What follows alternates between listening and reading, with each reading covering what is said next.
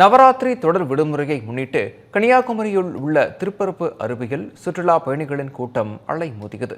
கன்னியாகுமரி மாவட்டம் நாகர்கோவில் அருகே உள்ள திருப்பரப்பு அருவியில் விசேஷ நாட்களில் சுற்றுலா பயணிகள் வருகை அதிகரித்து காணப்படும் நிலையில் நவராத்திரி தொடர் விடுமுறையை முன்னிட்டு கன்னியாகுமரியின் குற்றாலம் என்று அழைக்கப்படும் திருப்பரப்பு அருவியில் ஏராளமான சுற்றுலா பயணிகள் குவிந்தனர். திருப்பரப்பு அருவியில் சீரான நீர்வரத்து காணப்படுவதால் சுற்றுலா பயணிகள் ஆனந்த குளிகளிட்டு மகிழ்ந்தனர். நீச்சல் குளம், சிறுவர்கள் பூங்கா ஆகிய பகுதிகளிலும் சுற்றுலா பயணிகளின் கூட்டம் அதிகரித்து காணப்பட்டதால் வியாபாரிகள் மகிழ்ச்சியடைந்தனர்.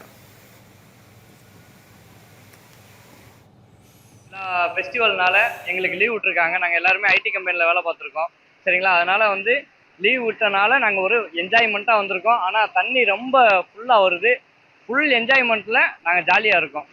நவராத்திரி தொடர் விடுமுறை நிறையா லீவ் விட்டுருக்கனால ஃபேமிலியெல்லாம் கூப்பிட்டு வந்திருக்கோம். நல்லா ஜாலியாக இருக்குது. காலைலேருந்தே குளிச்சுட்டோம். இப்போ தண்ணி ரொம்ப அதிகமாக வருது. நல்லா ஜாலியாக இருக்குது. ஃபேமிலியோடு குளித்தோம். இப்போ தான் நல்லா கிளைமேட், நல்லா சில் கிளைமேட்டாக இருக்குது. எல்லாம் என்ஜாய் பண்ணலாம்.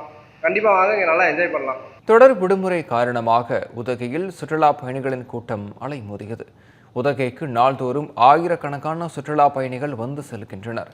பள்ளிகளுக்கு காலாண்டு விடுமுறை, ஆயுத பூஜை பண்டிகை காரணமாக நேற்று முதலே உதகைக்கு சுற்றுலா பயணிகள் வந்த வண்ணம் உள்ளனர்.